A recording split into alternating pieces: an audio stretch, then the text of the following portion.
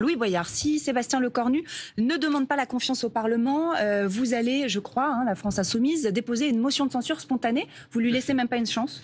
On va pas faire semblant. Il y a eu des élections législatives dans lesquelles Macron n'a pas respecté le résultat des élections et globalement, on nomme les copains, quoi. Donc Barnier, qui est là et puis qui fait un gouvernement dans lequel il y avait les mêmes macronistes qui avaient été battus aux élections. Puis ensuite, on nomme le copain Bayrou. Bon, le copain Bayrou, ça n'a pas fonctionné. Alors maintenant, on va nommer le copain Lecornu. Et en fait, les gens se disent, mais qu'est-ce qu'il faut qu'on fasse pour que ces gens partent ?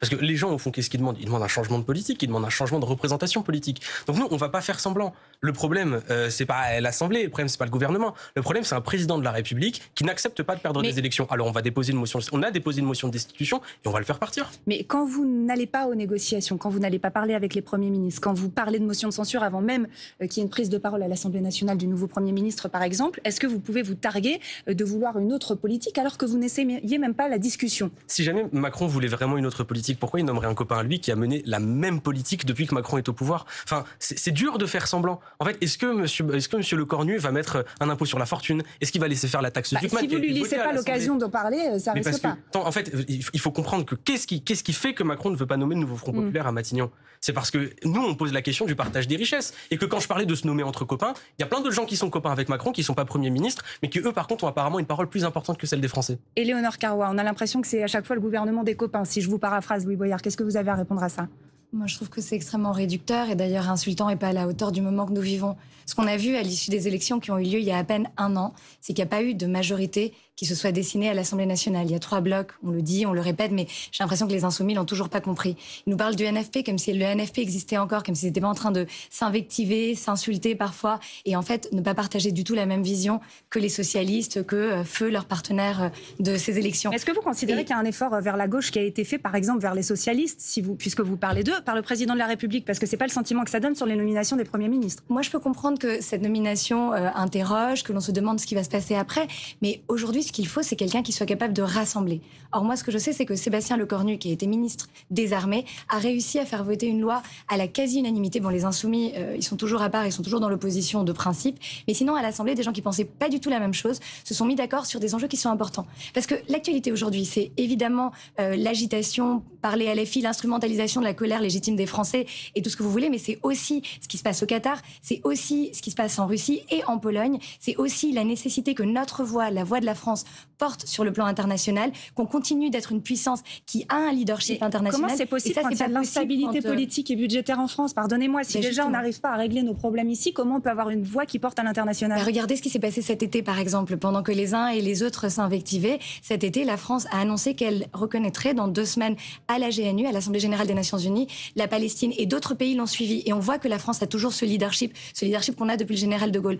Et la France, à ce moment-là, a aussi continué à travailler dans la coalition des volontaires avec l'Angleterre, avec d'autres pays, pour dire aux États-Unis, on n'est pas complètement soumis à le bon vouloir des États-Unis, ce sont nos alliés, mais nous sommes au même niveau. Cette voix-là, elle existe. Et ceux qui veulent l'affaiblir, la voix de la France, c'est précisément LFI, c'est précisément ces partis qui souhaitent voir une forme de chaos s'installer, tout simplement pour essayer d'avoir par la rue ce qu'ils n'ont pas réussi à avoir par les urnes. Parce que juste un mot, vous disiez tout à l'heure qu'Emmanuel Macron avait perdu les élections. Ce n'est pas vrai. Il les a gagnées 2 fois. Jean-Luc Mélenchon, en revanche, ne cesse de se présenter à l'élection présidentielle et lui, en revanche, les perd. Et il essaye peut-être de se faire nommer président, je ne sais pas ce qu'il essaye, mais en tout cas de profiter d'un chaos pour avoir ce qu'il n'a pas par les urnes. Allez-y, Louis Boyard. J'aimerais répondre. Quand on parle du macronisme, souvent un mot qui revient, c'est méprisant. Et je trouve que la lecture que vous avez de la situation politique est méprisante. Qu'est-ce que vous racontez ? On a un gentil président de la République qui veut défendre les intérêts du pays et on a les méchants de la France insoumise. Eux, tout ce qu'ils veulent, c'est le chaos parce que c'est des grands méchants. La réalité de la situation politique, c'est que quand vous parlez, vous ne parlez pas du peuple. Vous dites qu'il nous faut un Premier ministre capable de rassembler. Rassembler qui ? Rassembler les parlementaires. Mais dans une démocratie, on doit rassembler le peuple. Et quand on nomme Lecornu la veille de la mobilisation du 10 septembre, c'est une provocation. Et vous ne pouvez pas dire, oui, les gens ils cherchent à obtenir par la rue. Les gens ils font des pétitions. 2 millions de signatures sur la loi Dupont, la plus grande pétition de la Ve République, balayée d'un revers de la main. Faites des manifestations, il y avait 3 millions de personnes qui ont manifesté contre la réforme des retraites. La session parlementaire. Et ensuite, maintenant, vous dites aux Françaises et aux Français, il faut voter. Vous êtes arrivé 3e aux élections législatives. Peut-être qu'on ne sera pas d'accord sur l'interprétation des élections, mais au moins sur une chose. Les gens ne voulaient pas de Borne, les gens ne voulaient pas de Darmanin, les gens ne voulaient pas de Bayrou, les gens ne voulaient pas de Lecornu. Vous avez bloqué toutes les voies démocratiques. Et maintenant que les voies démocratiques sont bloquées, vous venez vous plaindre qu'il y ait des gens qui sortent dans la rue. Ça va mettre des années à réparer ce que vous avez détruit. Ça va mettre mettre des années à réparer la démocratie que vous souillez. Tout Louis ça pour Boyard, maintenir la République des copains. je vous coupe, mais ça va permettre de continuer la discussion. On voit ici une image en direct. On est à Paris, on voit des forces de l'ordre. Donc à Paris, je rappelle qu'ils sont en nombre déployés sur le territoire, 80 000 forces de l'ordre pour une jauge d'environ 100 000 personnes qui seraient dans la rue. C'est ce qu'ont calculé en tout cas les renseignements avant la mobilisation, et on se refera un point plus tard. On sait qu'il y a eu des points de tension à Rennes, notamment à Paris aussi ce matin. Pas partout, mais à certains moments, et vous voyez ici que ça commence à nouveau à se tendre dans cette rue parisienne. Éléonore Carrois, ce qu'on voit là, ici, Bruno Retailleau a dit tout à l'heure, c'est la faute de l'ultra-gauche. Ce ne sont pas les gens, les Français qui sont dans la rue. Est-ce que vous êtes d'accord avec le ministre de l'Intérieur démissionnaire ? Moi, je vois qu'il y a des personnes qui sont dans la rue, ces personnes expriment une colère, et encore une fois, je l'ai dit tout à l'heure, cette colère, elle peut être légitime, elle peut être due à toute une série de facteurs. Et je ne remets pas en cause ni le droit de manifester, ni le droit de s'exprimer. Donc il se trompe, Bruno Retailleau, quand il dit c'est la faute de l'ultra-gauche ? Je ne vais pas vous dire que le ministre de l'Intérieur se trompe ou pas, ses propos lui appartiennent, vous me posez la question sur ce qui est en train de se passer. Moi, je vous dis, il faut entendre les Français, les écouter. Mais d'un autre côté, quelles sont les revendications ? Qu'est-ce que l'on cherche à obtenir ? Où va ce mouvement ? C'est une forme de nébuleuse. Ce n'est pas des revendications concrètes qui sont portées, mais une forme de colère. Moi, cette expression spontanée de la colère, je ne pense qu'elle ne fait pas avancer notre pays. Je ne pense que ce n'est pas en disant bloquons tout que l'on fait progresser la vie des gens. Et moi, ce qui m'intéresse, je vais vous dire, c'est véritablement que nos concitoyens aillent mieux. Et pour cela, oui, ne vous en déplaise, nous devons créer des compromis, nous devons nous mettre d'accord. Et c'est absolument pas ce que cherche à faire l'extrême gauche et la LFI en particulier. Louis Boyard, je vous donne la parole dans un instant, mais Gilles, j'aimerais aussi votre analyse sur la situation. Nomination hier d'un nouveau Premier ministre. Cette mobilisation aujourd'hui avec certains points de tension. Il va être comptable de ce qui se passe dans la rue, Sébastien Lecornu, ou pas ? Non. Ou ce sera la France insoumise qui s'est ralliée au mouvement ? Qui a instrumentalisé le mouvement. Non, je ne pense pas que Sébastien Lecornu sera responsable de ce qui s'est passé, ce qui se passera dans la rue. Bruno Retailleau peut-être, parce qu'il est ministre de l'Intérieur en exercice, et là ça s'appelle ministre de l'Intérieur démissionnaire, mais enfin avec la totalité de ses pouvoirs. De toute façon, c'est d'ores et déjà un mouvement très compliqué à analyser. On verra ce qui se passe sur la violence et l'ultra-gauche. Je constate quand même un changement de discours de la gauche radicale. On se souvient que pendant les émeutes consécutives à la mort de Naël, les Insoumis avaient refusé de condamner les émeutes et les violences. Mais il est vrai que avant-hier, sur le plateau du 20h, Jean-Luc Mélenchon a condamné par avance toutes les violences et a demandé des manifestations non violentes. Donc bon, chacun... Pardon. Non, vous demandiez à ramener la tête de Emmanuel Macron en 2022. Ah, qui a dit ça ? Jean-Luc Mélenchon. Gilles Bornstein, allez-y, terminez.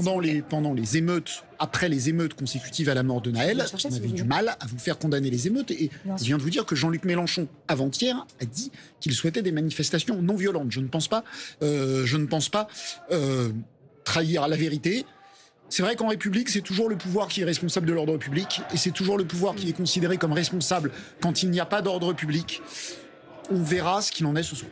Louis Boyard, quand vous voyez des images comme ça où il y a des débuts de tension, il y a aussi eu des dérapages, on a vu ce bus brûler à Rennes par exemple, comment vous réagissez ? Moi, je réagis en vous disant que je conteste le traitement médiatique qui est fait des mouvements sociaux. Ça a été le même pendant les Gilets jaunes, ça a été les mêmes pendant les retraites, ça a été les mêmes dans les révoltes des quartiers populaires. C'est-à-dire que si jamais vous voulez vraiment raconter ce mouvement social, ne montrez pas un rang de CRS comme ça. Montrez-moi les salariés de Sanofi, montrez-moi les enseignants. Non mais à chaque fois, simplement s'il vous plaît, je vous laisse la parole dans un instant, on va rétablir les choses. Je vous montre cette image parce qu'elle est en direct. Je ne pense pas avoir dit que la France entière était en feu. Et on a montré, avant que vous soyez sur ce plateau, d'autres mobilisations. En l'occurrence, là on parle d'un mouvement que vous avez rallié. Donc je vous demande votre avis. Et moi, ce que je vais vous dire, c'est que je ne comprends pas qui a décidé que ces CRS seraient là. C'est-à-dire M. Retailleau, qui a été censuré, qui a d'ailleurs été censuré aussi quand il était sous M. Barnier. Et pour vous répondre à ce que vous disiez sur la révolte dans les quartiers populaires, moi, je vais vous répondre très simplement. Sans justice, vous n'aurez pas la paix. Sans démocratie, vous n'aurez pas la paix. Lecornu est responsable de la situation, autant que Macron, autant que Retailleau, autant que Borne, autant que Attal. Pourquoi ? Parce que la question n'est pas d'écouter les Français. C'est pas la monarchie avec le roi qui doit écouter le peuple. On doit faire voter les Français. Le pays est en train de tourner en rond. Les gens sont en train de dire qu'ils ne vivent pas de leur travail. Enfin, pardon, mais j'aimerais aussi placer un petit mot à la jeune génération. On ne devait pas dépasser les 1,5 degrés de réchauffement climatique avant 2050. On est en 2025, on vient de les dépasser. 100 000 lycéens sur le carreau avec Parcoursup, 2500 profs pour remplacer. Bah oui. Voilà, donc très bien. Oui, la question des ZFE, ça va concentrer absolument toute la question. Parce que quand vous avez des gens qui, eux, n'ont pas la bagnole qui leur permet d'aller au boulot, mais alors par contre, quand il s'agit de laisser les grands milliardaires polluer, là, c'est pas une question qu'on va aborder. Moi, ce que je veux vous dire, c'est que ce mouvement, quand vous dites que vous n'arrivez pas à l'analyser, je vais vous donner une analyse très simple. C'est un mouvement qui veut le départ d'Emmanuel Macron. parce que l'ultra-majorité du peuple français veut le départ d'Emmanuel Macron. Tous les sondages le montrent. Sortez dans la rue, allez demander aux gens. Pardonnez-moi. Et j'aimerais juste terminer sur une chose. Vous parlez, vous dites il faut trouver des compromis. Où est ce peuple qui veut Emmanuel Macron? Moi, je le vois, le peuple qui veut plus d'Emmanuel Macron. Où sont ces gens qui sortent dans la rue en disant merci, monsieur le Premier ministre, de nommer votre copain pour la 3e fois? Bien sûr, nous voulons que vous continuiez à tout donner aux riches et les gens, ils n'arrivent pas à vivre de leur travail. Ce peuple n'existe pas. Voilà pourquoi est-ce que Macron doit partir. Puis Eleonore Carrois ensuite. Vous nous incitez, nous les journalistes, à ne pas globaliser et à ne pas faire d'une image isolée le mouvement lui-même. Je vous invite à ne pas globaliser vous-même. Vous dites c'est des gens qui veulent le départ d'Emmanuel Macron. Ce mouvement est très, et on est les premiers à le dire, est très protéiforme, très compliqué à analyser. On a eu sur ce plateau l'autre jour une restauratrice qui, en direct, nous expliquait qu'elle faisait des ristournes pour les gens qui ne payaient pas en carte bleue. À l'évidence, cette dame n'avait absolument aucune visée politique. Elle voulait, je vais vous dire les choses comme je l'ai ressenti, elle était embêtée parce que quand les gens payent en carte bleue, elle peut moins facilement ne pas déclarer ses revenus. Donc chacun a ses modes de revendication. Beaucoup de gens certainement sont dans la rue pour faire partir Emmanuel Macron. Je trouve que vous êtes bien définitif en expliquant que tous les gens qui sont là avec des visées politiques pour faire partir Emmanuel Macron. Je vais vous redonner la parole dans un instant, mais j'aimerais qu'on entende aussi Eleonore Carrois sur ce qui vient d'être dit. Allez-y. Non, moi, ce que j'entends, c'est que Louis Boyard s'attaque aux journalistes en disant que vous avez une mauvaise analyse de la situation, se réfère à des sondages, on ne sait pas très bien lesquels, et dit que tout le monde serait pour le départ du président de la République. Ce sont exactement les leviers du populisme. C'est exactement ce qui fait qu'on n'arrive pas à s'entendre. Moi, j'ai été élue. Vous avez été élu. On est à l'Assemblée nationale. On doit construire un projet pour les Françaises et pour les Français. Tout ce que vous avez à opposer, c'est Macron, démission. On vous demande des solutions, vous demandez la démission. Ce n'est pas comme ça que fonctionnent nos institutions. Nos institutions sont suffisamment souples pour qu'on puisse trouver des compromis.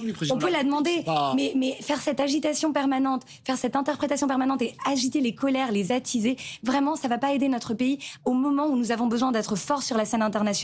Faire le jeu des puissances étrangères qui veulent l'ingérence et la déstabilisation. Pardon, mais c'est la réalité aujourd'hui. Eleonore Carrois du côté de Renaissance, pardonnez-moi, mais qu'est-ce que vous faites pour calmer les colères? Parce qu'en fait, les colères, elles sont là et on a l'impression, au-delà de la France insoumise et de ce mouvement, les colères, elles continuent, elles augmentent parfois dans certains secteurs. Et depuis qu'Emmanuel Macron est au pouvoir, quel pas vous avez fait? Qu'est-ce que vous êtes prêt à faire pour que les Français se sentent mieux et n'aient pas l'impression, comme on l'entendait tout à l'heure, d'avoir un salaire, un travail, mais de ne pas réussir à vivre? Et nous, par exemple, on a fait des propositions concrètes pour que le travail paye davantage dans ce pays. Et je peux revenir sur toutes les propositions que notre groupe a fait.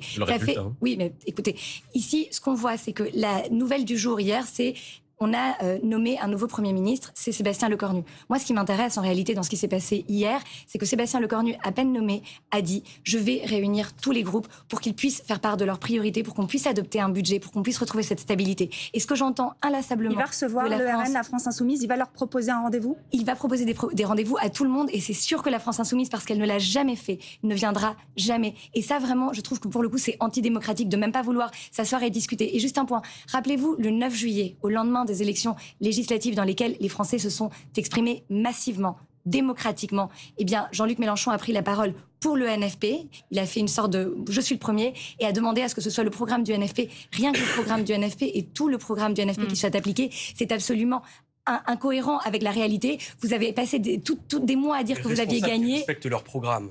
Non, mais vous n'avez pas de majorité, vous n'aviez pas gagné les élections, tout comme nous ne l'avons pas gagné. Vous êtes arrivé troisième. Eh bien, écoutez, nous, on est là pour tendre la main et faire des compromis. Vous êtes là pour fermer la porte et essayer de faire partir Macron. J'ai juste une question, parce qu'on parlait des revendications du 10 septembre. Qui, ce matin, était avec les gens qui se mobilisaient le 10 septembre? Étant donné qu'on préparait cette émission, on n'y était pas. Ça, c'est d'une démagogie. Oui. Ah non, pas du tout. Ça me paraît quand même être la moindre des choses d'aller sur le terrain. Allez-y, terminez. On a tous. Mais après, on va. Non, mais pardon. Non, c'est de la démagogie. J'ai un métier. Je devais être sur l'antenne. Je dois être là à 6h30 pour travailler. J'ai un métier.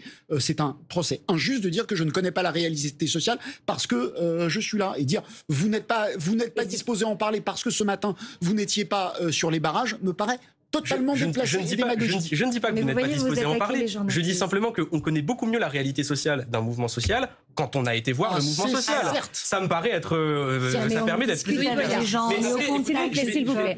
On peut faire notre procès, mais vous ne nous retirez pas le fait... Non, mais moi, je vous le dis simplement. Et ensuite, s'il vous plaît, on va se dire les choses encore une fois. Comme tout à l'heure, on ne va pas globaliser. Il y a des témoignages en direct ici sur ce plateau, des reportages qui sont faits dans la rue, dans tout France Télévisions. On a des journalistes qui sont sur le terrain. C'est pas notre cas parce qu'on prépare ces émissions. Une fois qu'on a dit ça, On n'a pas votre rôle, on est bien d'accord, mais on a chacun nos rôles et on écoute tout le monde. On vous écoute aussi, donc ça serait bien qu'on puisse débattre sur le fond. Excellent livre de Bourdieu sur la télévision. Allez-y, merci pour vos recommandations. Sur le fond, vous irez ou pas? Vous irez ou pas rencontrer le Premier ministre s'il vous envoie une invitation? Je vais répondre à la question et répondre en même temps à votre question sur quelle proposition est-ce que vous faites. Mais vous irez ou pas? C'est simple en fait. Vous allez voir, je vais répondre à la question. Vous dites, vous n'avez aucune proposition pour sortir de la crise. Voilà la proposition que nous faisons pour sortir de la crise.